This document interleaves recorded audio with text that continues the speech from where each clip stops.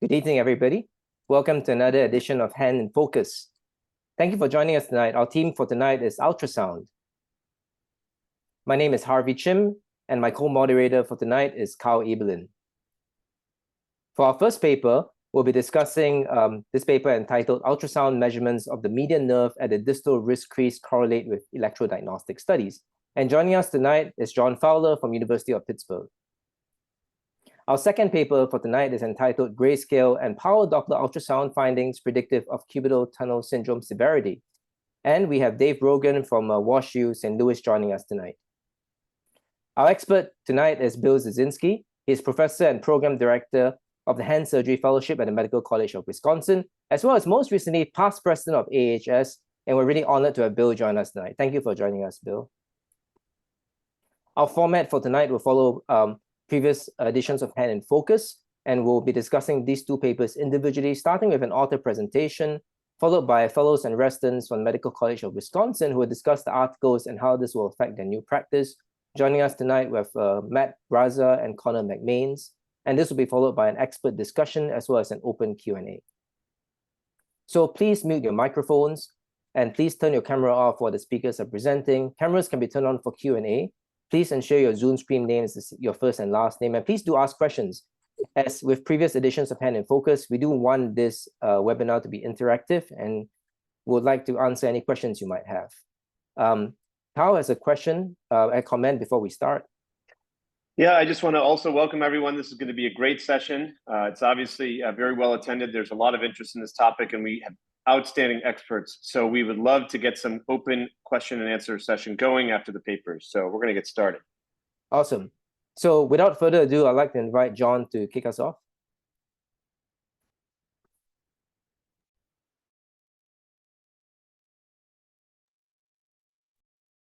All right, well, thanks so much for the invitation. It's a real honor to get to talk about ultrasound, which, as probably most of you know, is one of my passions in kind of orthopedics and hand surgery. So we looked at ultrasound measurements of the median nerve cross-section area and how those correlate with nerve studies.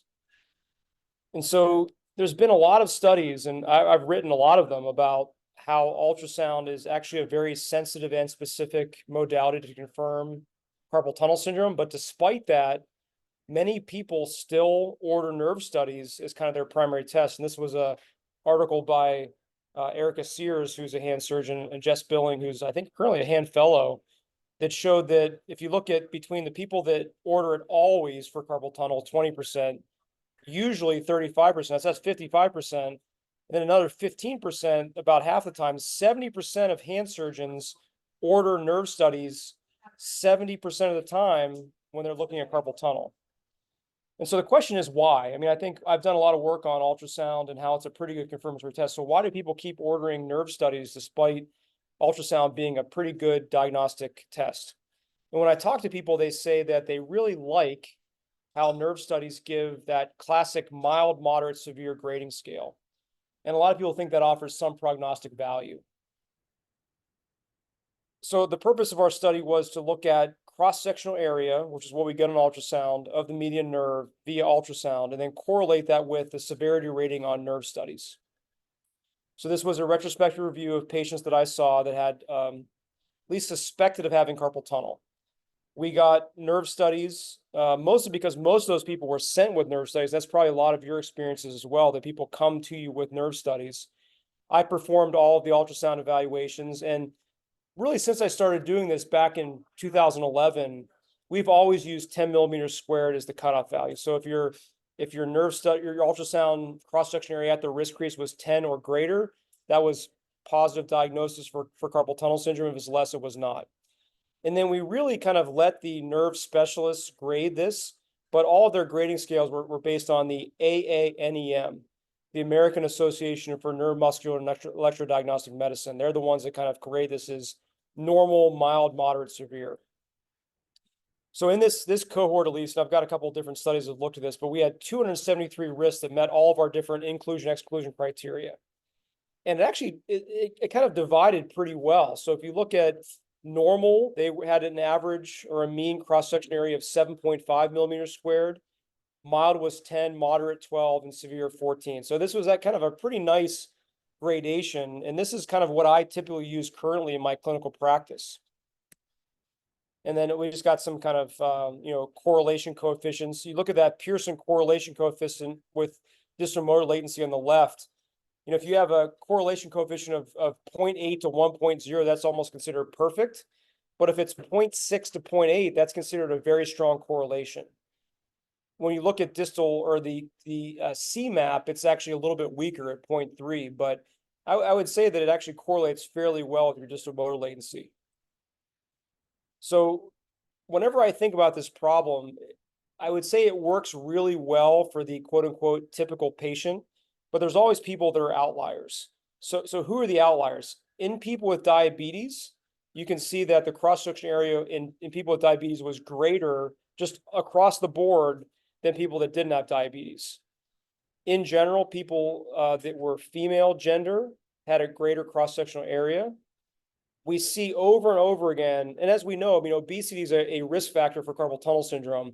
Over and over and over again, every time we do these studies, if you are obese, your cross-section area is just absolutely greater than people who are not obese. So we kind of divided this into different things. So if you kind of do the typical ultrasound, can kind of determine if you have carpal tunnel or don't have carpal tunnel, it actually had a pretty good sensitivity and specificity. And then we kind of looked at, okay, once you have carpal tunnel, was it severe or not severe? Because really, that's a lot of our decision-making process, right? I think all of us would say that if you have moderate to severe carpal tunnel, we're probably going to offer a carpal tunnel release. Whereas if you have kind of very mild or just like relatively mild carpal tunnel syndrome, we might say, okay, do splinting, do injections, like do therapy, whatever you want to do when you're in mild. So when you look at people that had either no or non-severe carpal tunnel or moderate or severe carpal tunnel, you can see the sensitivity and specificity right there. So it's pretty good. And I think this is one of those pragmatic studies. Like we've done a lot of work saying that ultrasound can very accurately diagnose carpal tunnel syndrome compared to nerve studies, compared to clinical diagnosis, compared to CTS6. But I think this is a neat study that says that once you diagnose it, does it predict severity? And I think a lot of us really want those numbers because we would say that if you have moderate or severe carpal tunnel, you should probably have surgery. So pretty short presentation, but what I would say is the overall kind of like executive summary says that ultrasound actually does correlate pretty well with nerve study severity. And the cutoffs that I kind of use in practice are if your nerve is less than 10 millimeters squared at the carpal tunnel inlet, you probably don't have carpal tunnel syndrome. And I say probably because every test we have has a certain number of false positives and false negatives. If your nerve measures between 10 and 12, at least correlated with nerve studies, we would call that mild carpal tunnel. 12 to 14, we would call moderate. If your nerve is greater than 14 millimeters squared, that actually correlates very well with severe carpal tunnel. Now, that could be a distal motor latency of greater than 6, a distal sensory latency of greater than 5, or no response. And then I would just tell you, be very careful in people that have diabetes, in particular insulin-dependent diabetes, and people that have obesity.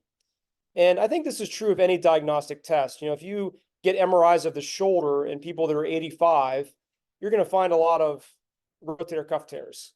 Now, are those symptomatic and do those need treatment? It's always hard to tell. So every diagnostic test we have has certain populations where it may not be the best test. So in those populations, just be careful on how you interpret things. Thanks. Thanks, John. That was great. And it really shows us why you are the guy for ultrasound. So next, I'd like to invite Connor to give us a few comments on John's paper.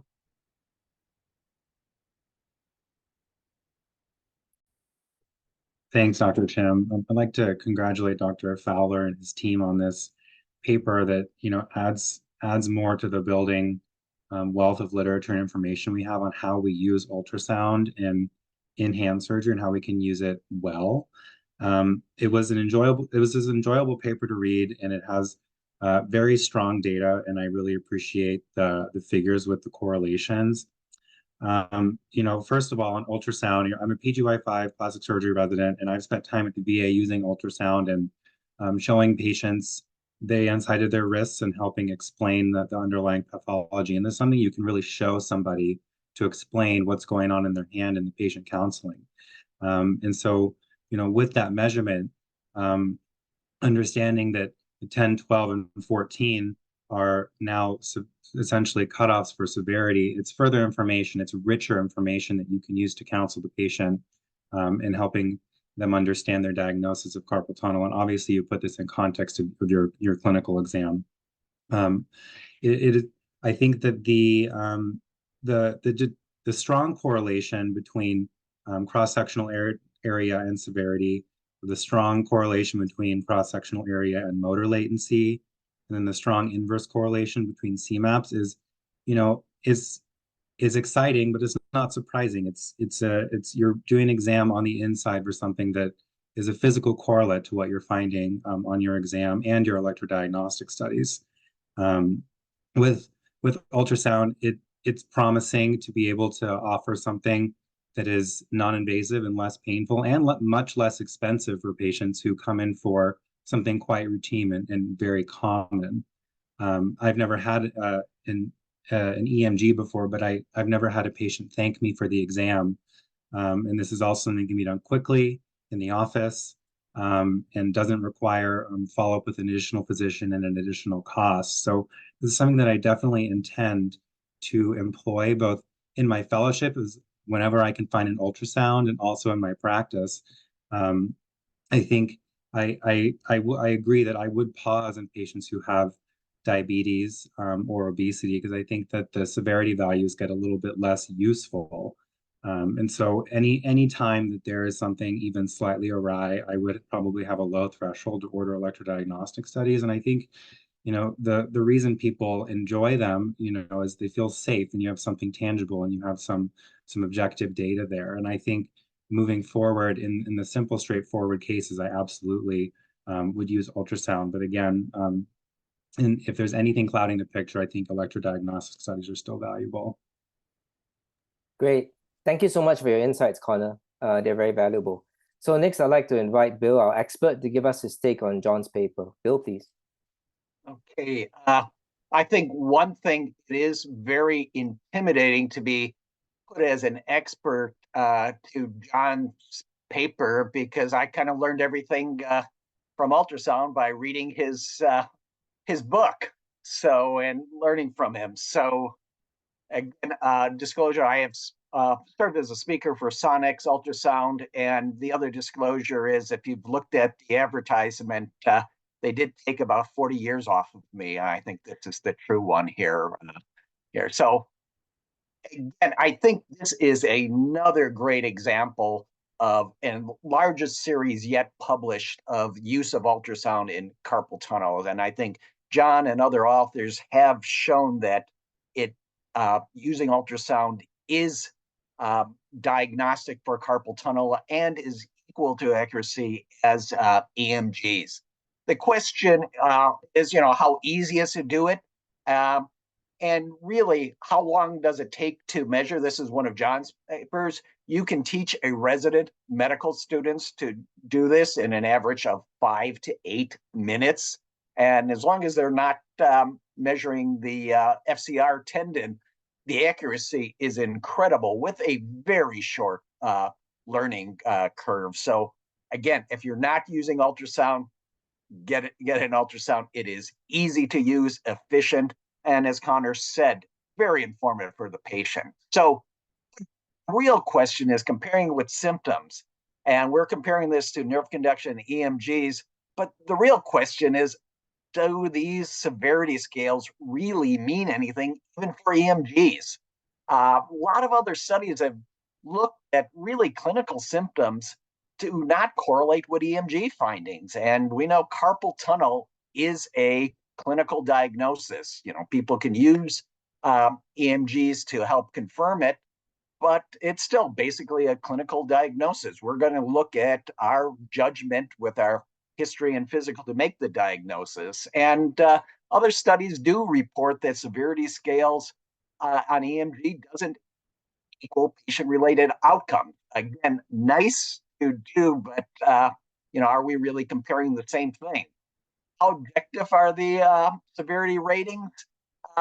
again, this is even a paper from, I think, Muscle and Nerve that recommends getting EMG because it's a muscle and nerve paper, but there is not a correlation. Jackie Wersch, who is the president of the EMG Society, was a member of our physiatry department, basically said, if you want to have positive EMG nerve conduction, lower the temperature in the room and everybody has carpal tunnel. It also depends on where your needle placement is. A few millimeters of needle placement can get you some electromyographic changes. So again, what we think of often as an objective measurement really is not that objective.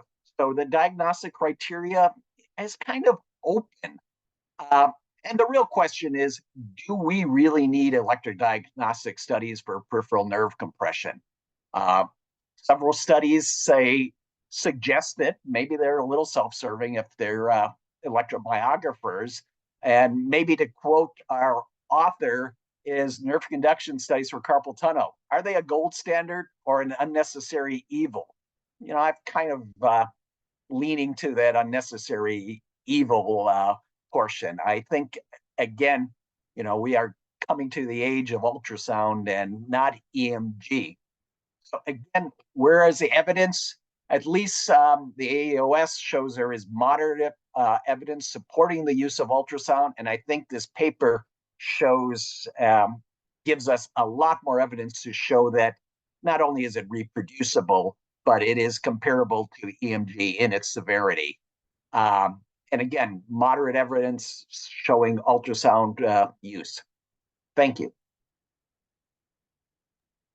Thanks, Bill. That was great, and it's really really shows that you're the expert on this field and really an expert discussion.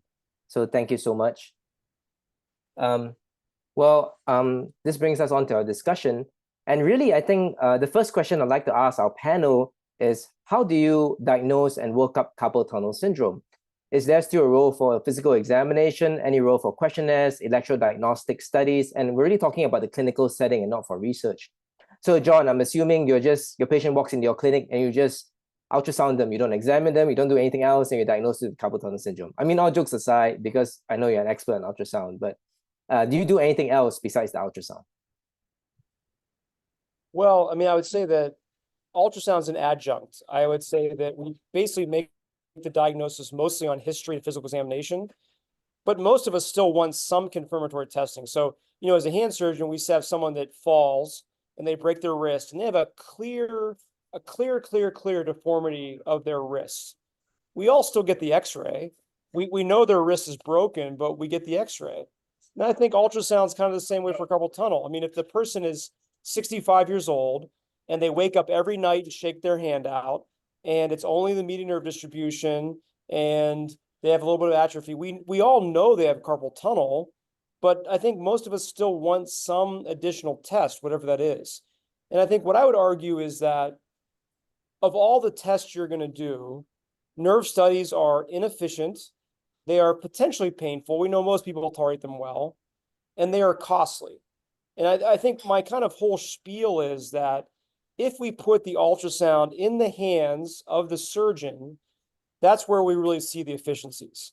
So if you are going to send these people off to radiology, get an ultrasound, that actually doesn't help. You should do it yourself. Ultrasound machines are becoming more available. They are much easier to use. All of you are much more talented than me. If I can do ultrasound, that's like a monkey doing it. So all of you can do it. So find a way to get an ultrasound in your office. It could be an anesthesia machine you use. I actually bought a Clarius machine, which I have no financial interest in, but it was $5,000, which, I mean, $5,000 is $5,000, but it's pretty cheap. And that's pretty good. You could do it right there with $5,000 and get your diagnoses. Now, what we would say is that if you want to bill, and I would say very sincerely, in my practice, I do not bill for any diagnostic ultrasound at all. It's not worth my time. So it's worth about $30. So if I'm going to save an image and dictate a note and do all this stuff, it's just not worth it. So I don't do it. But if you wanted to pay for your machine, if you did 10 ultrasounds a week, do a couple injections, do a couple median nerve ultrasounds, you could pay for a machine in 1 year. So you can make it financially viable if you wanted to do it that way, but I don't really bill for it. So at least, I mean, I'm very biased. Like, obviously I like ultrasound a lot, but it's overall the simplest test you can do, and it gives you control as the surgeon. Patients love it. All patients want us to examine them and touch them. I'm sure all of you have seen people that come in for a second opinion. And what do they say? Oh, the other doctor never even touched me. They just walked in, they said, oh, you got this, and they walked out. I'll tell you what, if you do an ultrasound and you put that transducer on the patient's wrist and you show them their nerve, you have immediately gained credibility with them because you have touched them, you've examined them, you have validated their complaints and concerns. So I think there's so many advantages to hand surgeons being proficient in ultrasound. It's going to make your practice more efficient. It's going to make your patients happier. And this is, remains to be seen, but I think you're going to get better outcomes too. I totally agree with you, John. I really am an advocate for ultrasound as well. But again, it sounds like you're really advocating history and physical examination and ultrasound, and that's pretty much it. How about you? An adjunct. It's not the end all be all. It's an adjunct. Right. How about you, Bill and Dave? What are your thoughts on this? Totally agree with that. And I think it's, again, as you talk to time saving, patients love it. I show them the nerve. I have them identify the artery. What's that pulsating thing? And they usually say a vein. So they are really into it. But, even if you look at the time, how long does it take? And it really is 5 minutes or less. And look, if you're going to send them back, for an EMG, you're going to have to say they're going to come back. We're going to have to, I say hello. We talk about the weather. We talk about their family, everything. That's all that time that I'm doing the ultrasound is just the greeting again. And they, then they have to complain about the EMG, about how much it hurt them too. So again, even before I started doing ultrasounds in my office, I did stop doing EMGs routinely. And again, it confirms, it helps with the education of the patients, and it's quick. Thank you. How about you, Dave? You do the same thing? So I guess I will play devil's advocate. I actually get both, and which is probably heresy on a journal club focused on ultrasound. And I tell the residents, because I like data, that's becoming harder and harder to use as an excuse, particularly with all of John's work, because the data is quite good for ultrasound. I think that it allows me to, the diagnosis is not hard on the patients who are the cookie cutter, clear cut, normal kind of, or the standard symptoms and signs and such. It's the people who have kind of the non-diffuse pain. They complain of clumsiness or dropping. The dropping things is usually pretty straightforward, but the ones that are somewhat of a red herring. And so the value of the nerve studies, it helps me kind of identify things that might be lurking somewhere else that I'm not seeing, particularly spinal pathology or some sort of undiagnosed peripheral neuropathy and such. It just helps me. I think I learn more from getting it. I don't think that there is there's a very good case for not getting nerve studies, and I agree with everything that's been said. But I will also point out that in Missouri, obesity is a real challenge. And so to say that obesity clouds the issue, most of my patients are obese. I think 40% of US adults are now obese. So that's one thing against it as well. But I agree with everything you said. I'd love to have more and more objective data other than nerve studies for all the reasons outlined. But I currently still get both because I think I learned from looking at both of those. So, Harvey, go ahead, Carl. I wanted to ask, particularly Bill and John, what situations in which they would order electrical studies for patients? Are there any situations where you would order that? I think when it's confusing, if I also am thinking of ulnar nerve, several years ago, I had some symptoms of carpal tunnel, which have gone away. And, I woke up with feeling my whole hand was numb. And until I started touching my fingers and it's like median nerve distribution, those are gone away. I have a 6 millimeter squared nerve in my carpal tunnel, so I'm not worried about that. But again, if I'm looking at something brachial plexopathy or anything or something else, I'm still not totally with the ulnar nerve at the elbow. If I suspect I have to do both surgeries, I will get EMGs. I want to add to that. We also talk about questionnaires. So do you all think there's a role for questionnaires like the CTS-6 and the Boston Carpal Tunnel questionnaire outside a research setting, like in a clinical setting? Does anybody use this routinely for diagnosis? I think CTS-6 is really good for diagnosis. You know, the Boston Carpal Tunnel questionnaire, I would tell you, is not a great questionnaire for both diagnosis and for tracking outcomes. You know, one of the problems with the BCTQ is that almost everyone gets better. And so it's really hard to tell differences in who gets like much better and who just gets marginally better. So I think it's a nice questionnaire just to kind of document symptoms, but I don't use it a lot from a clinical standpoint. I think the CTS-6 is reasonable for diagnosis, and we've used that as the reference standard for some of our research studies. You know, the confusing part is actually a post-op CTS-6, which how Brent Graham allowed that to get published in Journal of Hand Surgery, I have no idea.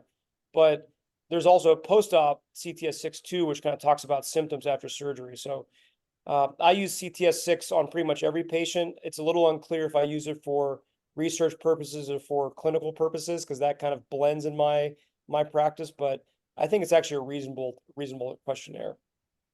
Well, it's great that this is an AHS journal club. So, but I want to, yeah, but I do want to segue into another question. Just related to what Dave talked about, how obesity affects all the measurements. So, John, you gave us really clear numbers like 10 millimeters and less is cross-sectional area, is a normal nerve, and 10 to 12 is mild and so on. So I'm just wondering, is everybody on the panel using these numbers as well? And maybe, John, you can also comment on whether you would adjust any of these numbers that you use in the context of obesity, diabetes, gender, weight, ethnicity, anything, or are these numbers like basically what you use for everything? Well, I think you have to throw everything out in people whose BMI is over 35.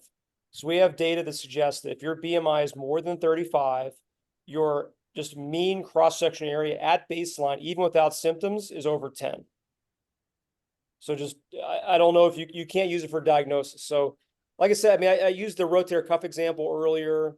I mean, I think that if you take an x-ray and a female over the age of 65 and they have CMC arthritis, if it's not symptomatic, you kind of leave it alone. So I think there's a lot of scenarios in hand surgery where we have imaging or testing that shows one thing, but that's not the cause of the patient's symptoms. So I really do think that sometimes when we look at sensitivity and specificity, we say it's 90 or 80 or whatever it is.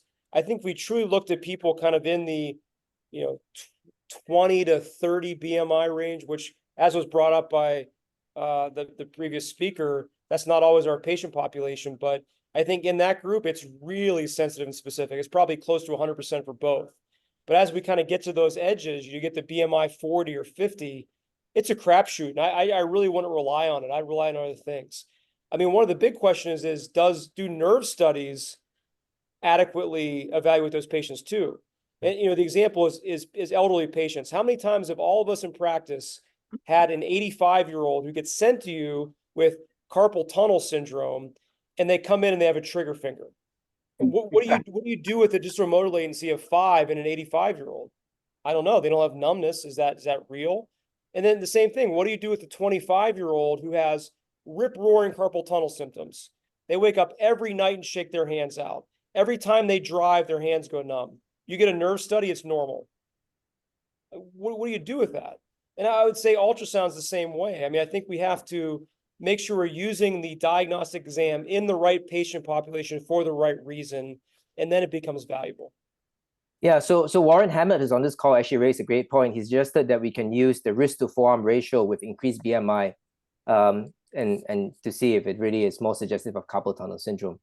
And we're kind of running short on time, but I really want to hear from Bill as well. Bill, you do a lot of ultrasound as well. Are John's numbers what you use to diagnose carpal tunnel syndrome as well, or do you use something different? I use John's numbers. I know there is differences, just like any other test. There is a normal bell-shaped distribution, and that's where I think it's confirmatory to history.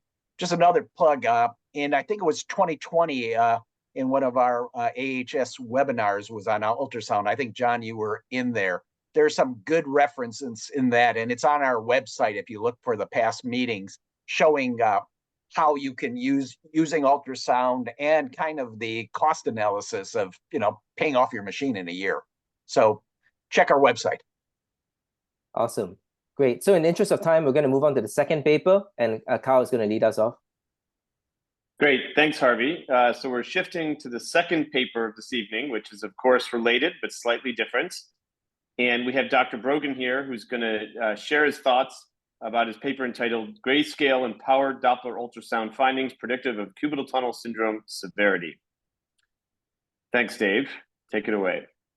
All right, great. Thank you very much, Kyle, and appreciate the opportunity to share this with you all. It's certainly a humbling experience being with such an impressive panel. So I'd like to thank my co-authors, Tony Lee and Christopher D. in particular, for all their work on this paper. These are my disclosures, mostly research support.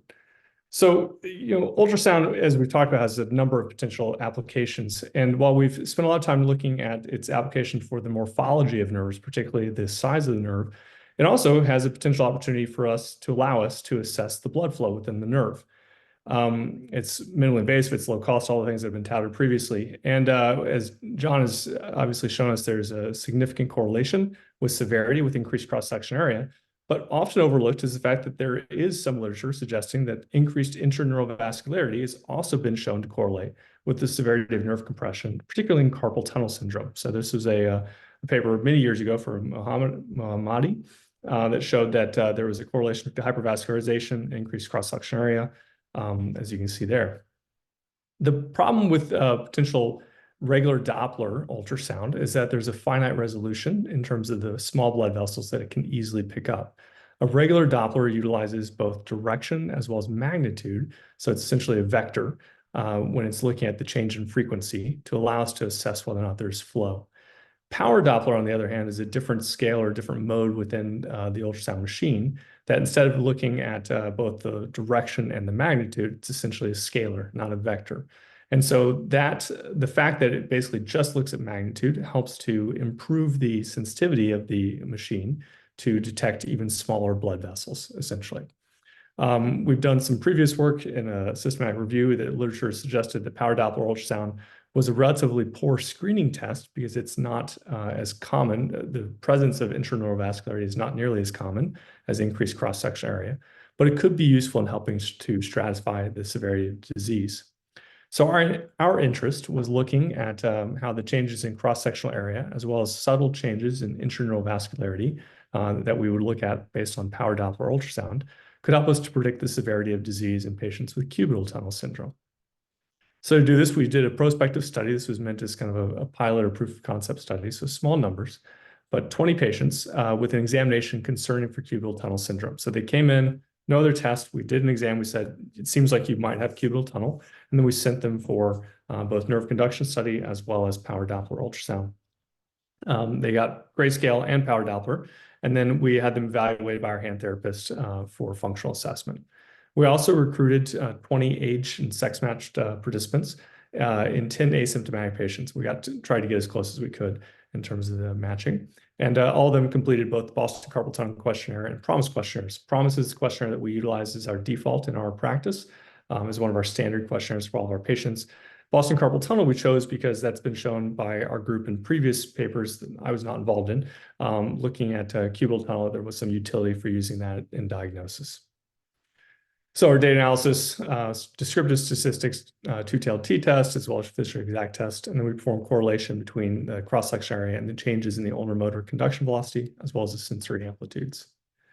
What we found is that at baseline, there was really no difference in the PROMIS anxiety and depression scores between our control patients as well as our symptomatic patients. We found that the pain interference was higher in the symptomatic group, as you would expect, and the physical function was lower, again, things you would expect. The Boston Carpal Tunnel Questionnaire symptom severity score was higher in our symptomatic group compared to our recruited controls. And the positive predictive value of having a BCT-QSS greater than 2, a score greater than 2, and identifying a 10 meters per second drop in the motor velocity across the elbow was 0.45, and the negative predictive value was 0.67. So what we found when we looked at the cross-section area in the asymptomatic, our control group of patients that were just recruited based on age and sex matching, was actually 4 out of 20 had increased cross-section area. All of those had subluxation, but this was, we made sure that they had no changes or no evidence of symptoms based on their Boston Carpal Tunnel Questionnaire. The average cross-section area in the symptomatic group was almost 14, and only 2 of 20 of them had subluxation. Interesting enough, in the patients who were symptomatic, 10 out of 20 had an increased cross-section area, which meant that 10 of them were sent for these tests thinking that they met the clinical diagnosis of cubital tunnel, or at least had a concern for it, ended up not having evidence of enlargement. We didn't find a correlation between cross-section area and Boston carpal tunnel questionnaire symptom severity scale in a combined analysis. So this histogram also shows that we do have some stratification in terms of these are our symptomatic patients in the cross-sectional area, but certainly there were a number of them that were less than 10 as well. So when we looked at a correlation of the cross-section area and the drop in motor velocity and ADM velocity, we showed that there was a strong positive correlation between increased cross-section area and the drop in velocity across the elbow. And we found that the correlation improved when we utilized the Boston carpal tunnel questionnaire as a screening tool, and that a cross-section area greater than 10 had a high sensitivity in looking and identifying that conduction velocity drop across the elbow. When we looked at this with motor amplitude, so not just looking at basically the myelin, but the axonal, how the axons were affected, we showed that it was moderately, the cross-section area is moderately negatively correlated. So not as good, again, similar to what Dr. Fowler showed us, not quite as good as with the sensory nerve action potential, the conduction velocity or the latency, but it was strongly negatively correlated with the snap amplitude. And so we showed that CSA in general had a poor positive predictive value of identifying severe cubital tunnel syndrome, which we identified or categorized as a CMAP less than 6 and with evidence of EMG changes. And this is based on a paper by Power and McKinnon in JBJS a few years ago. But it did have a high negative predictive value.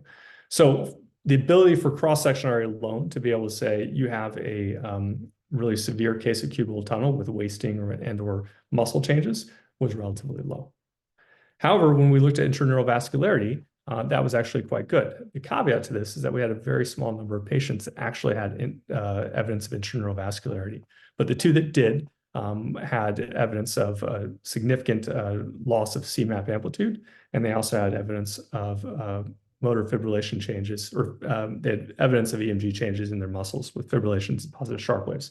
Interestingly enough, there was one patient who had evidence of positive power Doppler and then didn't have any of the, he had these evidence of changes of the less than 6 millivolts and the EMG changes, but he had no evidence of intraneural vascularity. And so that patient, and I'll talk about this later, but we essentially think was a cold, dead, fibrosed nerve. So the fact that even though he had a very bad electrodiagnostic study, he had no evidence of intraneural vascularity. Limitations for our study is a small sample size. We had a relatively mild disease stratification overall, not a lot of patients with severe cubital tunnel. And we didn't do nerve conduction studies in the control group, basically because of practical reasons. Ultimately, in summary, cross-section area greater than 10 had a high sensitivity in diagnosing cubital tunnel syndrome without the use of screening questionnaires. Its correlation with the nerve studies improved when we utilized screening questionnaires, which basically took out all the patients who probably had an enlarged nerve from subluxation itself. We noted that increased cross-section area was sensitive but not specific for looking at more severe cubital tunnel, and the presence of intraneural vascularity on powered Doppler ultrasound had excellent positive predictive value and negative predictive value for looking at the presence of severe disease as evidenced by changes in the EMG and low amplitudes. That's it. Thanks for the opportunity to show our work. Thanks a lot, Dave. That was a great summary and presentation. Certainly a lot of data in the paper, which we will go through. I would next like to invite Matt Braza, a resident, to present a moment or two on his interpretation and the impact of this paper on his practice. Thanks, Dr. Eberlin. Congratulations to your team at WashU on this excellent paper.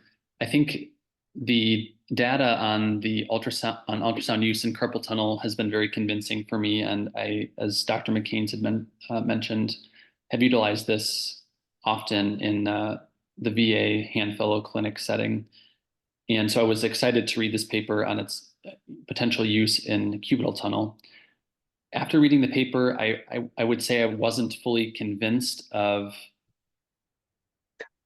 I'm convinced of the use of ultrasound, but I kind of went through the numbers, and what I did find interesting was just the discrepancy of cross-sectional area in even the asymptomatic patients with maybe subluxation or perching. Likewise, I think there was a neuroma in continuity in one of the symptomatic patients with a cross-sectional area 56. So, how that affects the cross-sectional area average of symptomatic patients, certainly does. And so I left the paper with, I'm assuming there's probably going to be further studies in the pipeline with greater power and numbers. I left feeling a little unconvinced, but certainly excellent work. And with my use of ultrasound in the carpal tunnel, I will certainly start using this on elbows as well. I did start using power Doppler the last couple of clinics and found that to be, I didn't find any positives, but I'll keep checking. So. Great. Thanks a lot, Matt. Next, I'd like to invite Dr. Dzwierzynski to present his expert opinion on this paper. All right, let me share my screen again. Going down here, let's somewhere.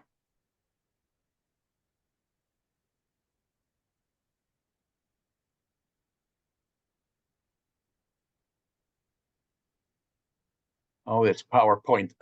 So this kind of confirms what I think I've known. The ulnar nerve is tough. And I think, again, it's an excellent paper, but we kind of know that, again, this is a clinical diagnosis. This ultrasound is a useful for comparing our clinical diagnosis.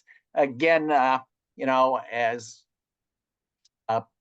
they've said the cross-section area was only 10 out of 20 was positive for enlargement, and the are symptomatic, and there was enlargement of asymptomatic. And then when it came to the power Doppler, again, the power Doppler was probably negative in the mild and negative in the severe, which just kind of correlates to what we kind of know from the Tinel sign. Probably if it's early in our diagnosis, you're not going to get very much revascularization. And at the far end, it's probably already too late. You've lost that healing and inflammation and vascularity. That's why, again, the ulnar nerve is tough. I think, again, when we're comparing it to EMGs, I can refer to the articles in the muscle nerve and the EMG papers, and they show for EMGs, nerve conduction studies, the ulnar nerve is tough. If we look at all of the tests we have, Tinel's sign, physical examination, palpation, there is really the sensitivity, specificity is all over the place. Again, I think ultrasound is another tool. When do we need to do it? This is other paper from, it was Cleveland Clinic Journal, and they started out for mononeuropathies. The ulnar is a challenge, and I think ultrasound does confirm that. Sensitivity of the reports, even for the EMG, I quote the figure that's probably only 15%, we're not going to diagnose it accurately. And that's probably because of more of a dynamic compression in ulnar nerve. And there have been some studies using careful inching, and our electromyographers used to do some of their EMGs standardly is performed with the arm in a held extension, but we know often symptoms are in flexion. So if careful inching with the EMG, which most electromyographers don't do, in a flex position can show some changes. And I think that's where we have an advantage with ultrasound, that we can do a more dynamic examination. Again, how do they determine sensitivity to EMG? It's really variable. These are the standards, but if you poll electromyographers, there is a lot of different standards, and there is no standard to the standard. Power Doppler is something that I think maybe a little help, but maybe a little more confusion. It's really semi-quantitative. You're looking, and the scale is normal, mild, moderate, and severe. What makes it mild, moderate, and severe? And that depends on the person doing the exam. I mean, how would you rate this? Is this vascularity mild, moderate, severe? Let me give you a clue. This is not the ulnar nerve, but this is my wrist last week after my fall at the water park in NASA. It still has quite a bit of inflammation and power Dopplers. So I don't know, again, how to severe, and it kind of depends how you're adjusting your PRV on the exam. But again, it can help us. If we're looking at it and we see that increased vascularity, at least it can tell me something is up there. The other thing is, but as I mentioned before, ultrasound is dynamic. We can observe that subluxing nerve far better than our physical examination. Again, they don't do it on EMGs. And we can see compression. You can actually look, and as we're going in long axis, really see that nerve being compressed by an Anconius or other bands as the elbow is flexed. So this is an advantage of ultrasound. The other question is, why don't we do as much ultrasound? As we know, carpal tunnel, it's an exam that you can really do and show the patient in less than 5 minutes. The ulnar nerve compression, there's an area of 16 centimeters from the arcade all the way down to the FCU. So compression is a longer area. It's a longer examination. And often when we have patients sitting on the hand table, it's often more convenient to have the patient laying down to examine the ulnar nerve. So again, even for us doing ultrasound, it's a lot more difficult. So, I think we're getting there, but we just need more experience. The numbers showing its accuracy are great. So what did we learn from these two papers? I think ultrasound is comparable to nerve conduction, but it can be also as ambiguous as the electrodiagnostic studies. What do I do in my practice? Even before ultrasound, I generally did not order nerve conductions for carpal tunnels, but I did for cubital tunnels. I may not do that. I still do electrodiagnostic if I'm looking at unusual compressions or more proximal. As I said, I think it's been mentioned a lot. I think it is incredible for patients, for education of the patient, and for us. Thank you. Thanks a lot, Bill. I appreciate your comments very much. We're going to open it up for discussion over the next 10 minutes or so. I'm going to start out asking a question to Dave. I think what comment is that this paper, I think, highlights the fact that ultrasound can be used in many different ways to help us with nerve compression. And I suspect as we all get more sophisticated and as the technology improves, we're going to have different modalities, perhaps for different nerves, to really elucidate what the problem is. My question for you, Dave, is in your paper, the use of power Doppler and the vascularity was binary, it was yes or no, which again, as Bill pointed out, there's some subjectivity. Do you think that there's more of a scale there? How could we get a little bit perhaps more accurate with that? I just don't have a lot of experience using the power Doppler, but I wanted to ask you that question. So if you look at the papers that have looked at power Doppler and nerves, there have been different techniques. Some have actually just taken basically the power Doppler, the percent of the nerve that has positive power Doppler signal, and then quantified that. And so it's like a percentage, and you can then grade that based on the severity and call it a 0, 1, 2, 3, as Bill pointed out. Some have just used basically a binary yes or no, whether or not intraneural vascularity exists. With bigger numbers, you certainly could, and I would hope, to be able to look at the percentage or the amount of intraneural vascularity, because it basically is just an indirect measure of the amount of neoangiogenesis within the nerve, which probably corresponds to some degree to the amount of compression and the damage within the nerve itself, right? Because if we think about the pathophysiology of nerve compression, you have dilation, right? And then the axon, you have demyelination. And so that swelling and then the eventual fibrosis of the nerves what ends up causing the increased cross-sectional area, right? And then eventually when the nerve is so starved and sick, there's that phenomena of neoangiogenesis, which is a result of the inflammation, right? And so that probably is a much later process, but then you eventually have fibrosis where all that goes away. And so I think that it correlates to some degree with the amount of inflammation that's going on. and probably reflects a later stage sequelae of that inflammation. But I bet if you had the numbers, you could probably look at it better. We just didn't have the numbers. Harvey, that was a comment. Yeah, so I actually have two questions, one of my own and one that Warren Hammett, who's on the call, was asking. Warren wanted to know if there's any role for ultrasound in looking at the median nerve at the lacertus for like a pronator syndrome. And the question I wanted to ask was that, Dave, you talk about primary cubital tunnel syndrome, but does anybody on the panel feel that ultrasound is useful in diagnosing persistent and recurrent symptoms or persistent or recurrent cubital tunnel syndrome? So maybe we'll start with Warren's question about ultrasound for pronator syndrome. I've not used it for that. I would defer to John. He probably has more experience with using it for pronator syndrome. I think it's reasonable because I think that nerves that are compressed and symptomatic probably swell, and that's a more objective way of looking at it other than feeling on the pronator, which is what I think a lot of my partners will do. I just had a patient the other week with an anterior interosseous 9 months out, and I scanned her, and she does look to have a compression in the proximal forearm. The funny thing is, too, she has no symptoms at all of numbness and tingling, but she has a 18 millimeter sort of nerve in her carpal tunnel. I'm telling her, as long as I'm operating on your AIN, I'm going to decompress your carpal tunnel. Sure, might as well do it, right?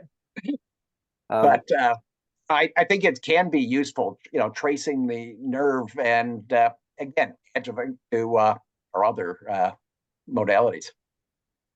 And I'm sorry for asking another question, Carl, but I would love to hear your insights on ultrasound for recurrent and persistent cubital tunnel syndrome. Yeah, so there is data that shows that the nerve will decrease, but it can take up to a year. And so it can, I think, and John mentioned that in the chat section about the median nerve and such for carpal tunnel, and that it can be useful for recurrent. And so I think what would give me the most confidence is if I had a post-operative, right? Because I don't know if somebody who starts off with a nerve of 25, that I'm going to expect them to get to 10, right? But maybe they get to 20, and that's for them is kind of as good as things are going to get, basically. So I think that there's a role. I don't think that it's as clear to me, but I would expect that somebody who's improving should have a decrease in the size of their nerve. To add on to that, though, what I also don't know is if you have a nerve lesion proximally, what happens to the distal nerve? Because I've heard people theorize that the distal nerve will swell. So if you have a transection proximally, up in your brachium, will you have an enlarged median nerve? I'm curious what the panel thinks about that. Based on my anterior interosseous, this may be true. I have looked at some patients that have come to me with ulnar nerves that, persistent or recurrent, and I'm kind of looking just to see if I have a site of compression. Is this really a, kind of a neuritis related, or is there still a compressed area? And I think an ultrasound could be very helpful for, seeing some band that the nerve is flattened. I also think, particularly with secondary cubital tunnel problems, you can really get a good view of how much mobility there is of the nerve, how much the nerve is perching or subluxed if it was left in situ, or even whether it's has a Z deformity if it's in the transposed position. So I think for me, aside from just the morphology of the nerve, which seems to be the prominent feature for carpal tunnel syndrome, I think you can gather more information about other factors for cubital tunnel syndrome, particularly secondarily. The Z deformity is really easy. If this is a supposed transposition done by somebody else, and you can see that Z deformity really nicely with ultrasound, better than I think any other modality. There's another question in the chat about use of outcome measures for cubital tunnel syndrome. And one of the questions, Dave, was why use the Boston Carpal Tunnel Questionnaire for cubital tunnel syndrome? Do you want to answer that? Sure. So we based on our experience at WashU, that Osei and Boyer had a paper looking at the use of the Boston Carpal Tunnel Questionnaire for diagnosis of cubital tunnel and had good results with that. So based on that, we utilized that outcomes questionnaire. We're doing another study right now, which is similar and related, but we're using the PRUNE, so patient-rated ulnar nerve evaluation. And I think this study we started years ago by the time, because it was prospective, took time to enroll and analyze all that. So if I were to redo the study today, I would probably use the prune, and it's a fair question. We have a few more moments. Another question came through in the chat that I will paraphrase, but hopefully we'll get some good discussion here. When you are doing an ultrasound postoperatively to look at, persistent edema or cross-sectional area, what is the time frame at which you will do that for a patient who's doing well, or maybe a patient who's not doing so well? Bill, what do you do? I think this is a great study. I don't think we know. We don't know what EMGs. We know that EMGs do not normalize, even though patients get better and are asymptomatic. The studies that showed EMGs, I think it's the same thing as they've said for nerves. They don't always return to normal after surgery, but people could be asymptomatic. I think we need to look at that. Dave, what's your protocol for this? So I don't routinely perform ultrasounds on any of my post-op patients, but the ones that I've had where somebody had a cubital tunnel done a year or two ago or whatever else, if I see that the nerve is enlarged, certainly I'm willing to consider operating on them if their symptoms fit as well. In terms of when's the time to look, I don't know. I think that there is some data I remember reading somewhere that you could start seeing some changes. I think in one of our studies we looked at the intraneural vascularity. If they have positive power Doppler, that's the first thing to normalize. And that can be within even a few weeks or even a month or so, which again suggests that perhaps that's just related to the inflammation. And that might correlate to the pain. But I would imagine that morphology changes. I wouldn't feel comfortable making any assessment until 3 months, but that's just a gestalt. What do you do? I don't routinely do it after a normal nerve decompression where the patient's getting better, because maybe I just don't want to know what it's going to show if they're getting better anyway. But I think if somebody's struggling or something and you want to prove that everything is in order, that would be something that I would do, or there could be other reasons to do it. But I think it would be interesting if you had a whole cadre of patients and you looked at it at really dedicated time points afterwards just to see what happens. It might be interesting. Well, we only have another moment or two. I want to ask if there's any final questions in the chat. It doesn't look like there's anything popping up. I'm going to turn it over to Harvey to close this out for the last few moments, and want to thank everyone for coming this evening, for the great discussion, and hopefully there were some real practical pearls that people can take back to their practices. Thanks, Kyle. Yes, this was a really great webinar and discussion, and I feel so privileged to be on this panel with everybody, with a whole bunch of experts over here. So again, just to reiterate, CME can be claimed for Hand in Focus, and credits can be claimed every 6 months for all AHS webinars, 1 credit per webinar. Thank you all for your participation. Please follow AHS on social media. And for those of you who are not AHS members, please consider applying for membership. Candidate membership for trainees is free. Please follow us on social media, and do watch out for our next journal club. It will be more exciting than this one. It gets better every single time. So again, thank you so much for our experts and the panel. I learned so much, and it was a really great discussion. And thank you again to all the audience for attending these webinars. And have a good night, everybody. Thank you, everyone. Bye, everyone. Bye. Thank you.